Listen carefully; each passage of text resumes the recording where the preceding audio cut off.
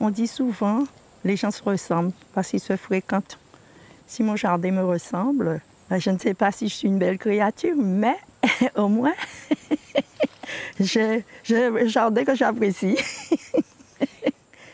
J'aime aller à la rencontre de ces femmes, de ces personnes qui ont de l'expérience et ça me nourrit encore plus. Je n'ai pas eu l'éducation de jardin créole, mais maintenant je rattrape le temps perdu, on va dire. Moi, je suis contente de voir comment Chantal entretient son jardin et comment qu'elle aime, comment elle transmet. Et moi, le plus important pour moi, c'est la transmission.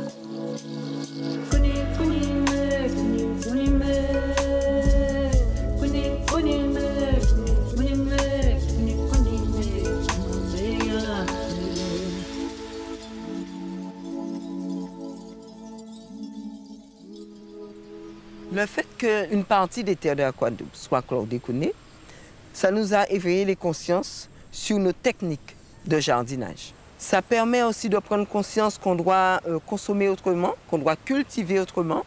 Et aujourd'hui, on se rend compte qu'il faut renouer avec ce jardin créole. Le fait de pouvoir avoir ce jardin à proximité, ça nous permet de nous soigner, de nous nourrir, mais aussi de partager avec notre voisinage. Donc je pense que c'est un modèle sur lequel on s'appuie de plus en plus. C'est comme ça qu'est né le jardin de l'association Bois Capable. Et là, nous accompagnons le tout public, surtout les femmes bénéficiaires du RSA, les femmes en situation de précarité, pour les accompagner vers une certaine autonomie. Autonomie alimentaire, mais autonomie aussi pour tout ce qui concerne les actions quotidiennes de la vie. Et aussi transmettre cette valeur du jardin créole autour de la famille.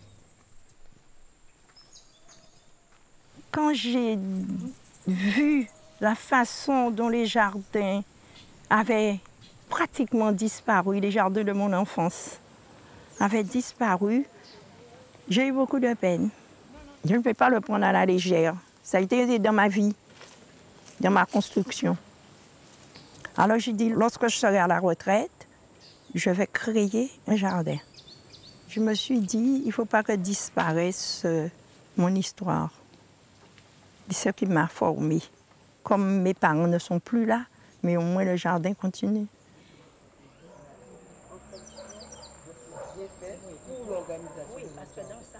Bienvenue au jardin créole. Le meilleur jardin que vous pouvez avoir, c'est le jardin près de la maison. Eh bien, tu nous fais visiter, hein? Ah ben, on va visiter ce jardin. Et on va voir la pomme citerre. Il n'y en a pas beaucoup, on en voit de moins en moins. Oui. Et je me rappelle, lorsqu'on allait à l'école, on rencontrait des pieds de pomme citerre. Et à 4 heures, c'était des fruits qu'on mangeait. Il est bien chargé. Si vous en voulez, vous pouvez en prendre. Toute l'année, j'en ai. Et c'est quel autre fruit que tu as? Ah, c'est la raquette. Les jeunes raquettes, on peut faire de la tisane. Elle est anti-inflammatoire. Toutes les inflammations. On m'a dit qu'on peut manger le fruit aussi. Il y a des fruits là en ce moment? On appelle figue de Barbarie. Ah, voilà. Effectivement, j'ai cherché le nom, figue de Barbarie. On peut même faire des omelettes aussi avec. En ajoutant la raquette, on fait, voilà, des soins pour les cheveux. Moi, je fais de la raquette en tisane. Et c'est ce qui est bien avec le jardin. On a des recettes culinaires, on a des recettes cosmétiques, on a thérapeutiques et curatives. Alors, on poursuit la visite. On poursuit. Aujourd'hui, pour moi, c'est le temps de la transmission. La transmission, c'est faire vivre le jardin. C'est un devoir. Alors, il faut transmettre le jardin aussi. Et le bonheur du jardin. Et les bienfaits du jardin. Alors, tu nous emmènes dans les méandres de ton jardin, là? Voilà. On découvre encore le corosol, la menthe poivrée et des haricots verts. Des haricots verts que j'ai mis. Les plantes ne doivent pas être plantées en permanence au même endroit. Non. C'est-à-dire qu'il faut une rotation. Changer, mettre autre chose. Raymond, dis-moi, je vois que tu as un si beau jardin. As-tu des fourmis manioc? Oui, j'en ai. Mais les fourmis manioc, qu'est-ce que je fais? Je les alimente. Ils aiment la feuille de papaye. Alors, je mets à l'endroit où ils vont beaucoup de feuilles de papaye. Ce qu'ils font, ils prennent les feuilles de papaye au lieu de toucher à mes plantes.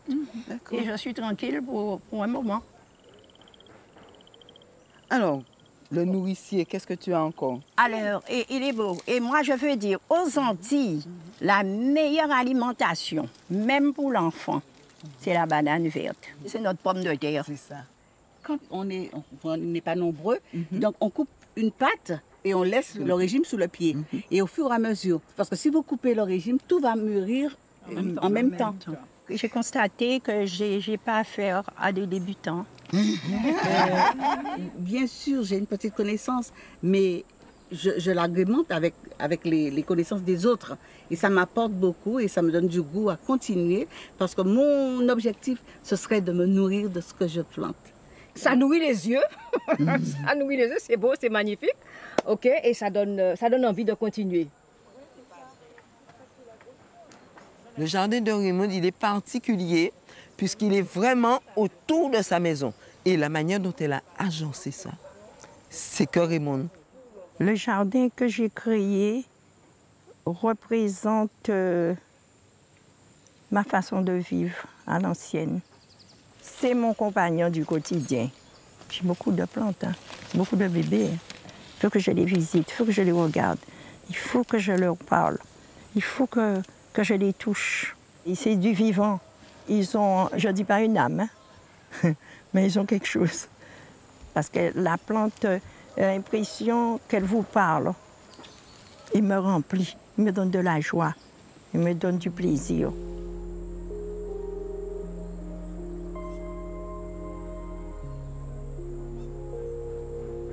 Le jardin aujourd'hui est un levier, puisque souvent ces personnes n'ont pas d'estime d'elles-mêmes. Elles ne croient pas en leur potentialité. Et le fait de mettre une graine en terre et récolter des fruits, ça émerveille ce public. L'idée, c'est de pouvoir accueillir un groupe et de pouvoir mener des ateliers, de pouvoir se nourrir sa famille sainement.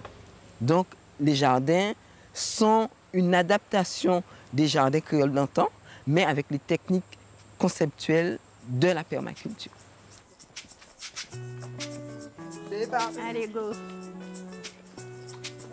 L'idée, c'est de pouvoir vraiment voir sur un petit espace comment on peut diversifier la plantation et faire en sorte qu'on plante dense pour que les plantes puissent s'entraider entre elles. Je vous donne les outils, le groupe ici, et vous allez aérer le sol. C'est la base. Est-ce que vous le faisiez, mesdames? Moi, je faisais un trou et je mettais. Oui, pareil. Je croyais que c'était juste la terre qui était mauvaise, mais maintenant je sais que ce n'était pas ça. Ma terre n'était pas aérée, mes racines étaient étouffées et puis je n'avais plus rien. Comme on a parlé ce matin avec la visite chez Raymond, on va vraiment associer les plantes. Donc on aura des plantes médicinales. Voilà, je te donne Raymond. On a ici des légumes feuilles qui ne vont pas rentrer en compétition avec les autres plantes parce qu'elles restent comme couvre-sol. Donc on va systématiquement les associer. Et on a les plantes qui montent un peu plus hautes, qui sont la tomate et l'aubergine. De par mon expérience de jardinage et tout ce que j'ai vu les aînés faire, il ne faut pas planter la même famille ensemble. Tout ce qui est tomate, aubergine, piment végétarien, tout ça, il faut éviter de les mettre ensemble. Puisque si un est attaqué d'une maladie, tous les autres seront attaqués de la même maladie ou du même ravageur. Qu'est-ce que vous avez l'habitude de faire chez vous? Je laissais un espace, mais je plantais toutes mes laitues dans le même endroit, au même endroit. Je ne faisais pas d'association. Et là, on pourrait mettre on a de la tomate. Chantal, on peut mettre 2 tomates ensemble? Pas proches l'une de l'autre. Là, c'est trop près. Oui, tu peux mettre une à côté du cosmos. Ici, c'est celui-ci, celui qu'on a vu ce matin, là, qui attire les abeilles. Et donc, on peut planter la tomate ici et planter l'autre là. Et ça, c'est... L'aubergine plante au milieu. Ah non, c'est pas bon, l'aubergine. Ouais, voilà. C'est grand, il faut que ça... Ouais, tu peux mettre entre la pistache, voilà. Voilà, pas mal. C'est une bonne association, ce que vous avez fait. On a accompagné plus d'une trentaine, une quarantaine de femmes à créer leur propre jardin à côté de leur maison. Et jusqu'à maintenant, elles continuent, elles viennent dans nos ateliers et elles s'améliorent jour après jour. c'est quoi? C'est la capucine. On la met où? J'ai commencé il n'y a pas très longtemps à confectionner mon jardin en respectant toutes ces règles de permaculture apprises avec Chantal ici. Déjà, moi, je suis fille d'agriculteur et d'agricultrice, donc j'ai ça en moi. Après avoir vécu en France, à mon retour au pays natal, j'ai eu cette envie et encore plus après le Covid.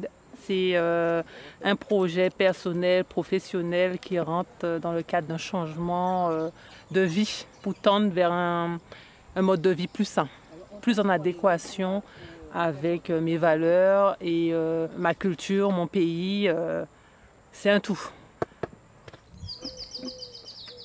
Comme elle a bien dit, j'arrose comme elle a dit. Voilà. Quand on plante, on veut récolter. Moi, j'adore récolter. Hein. J'aime planter, mais alors là, récolter, c'est mon truc. Ce qui est peut-être important à mes yeux, c'est de faire ensemble. Faire ensemble, ça donne envie, ça donne du courage et ça vous entraîne. Chez soi, on ne voit personne. Hein. Donc j'ai rencontré des personnes très très intéressantes qui m'ont appris beaucoup et j'espère leur transmettre aussi le peu que je sais.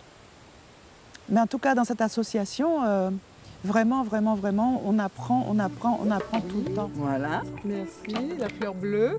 La fleur bleue, merci de votre participation. Prenez soin de la plante, puisque je viendrai vous demander des fleurs à l'occasion. Ce que fait Chantal est formidable. Tout ce qu'elle met en place pour pouvoir transmettre. Mais je crois qu'elle a autant de savoir que moi. Le jardin, c'est une école, comme la vie est une école. On finit jamais d'apprendre et on apprendra toujours.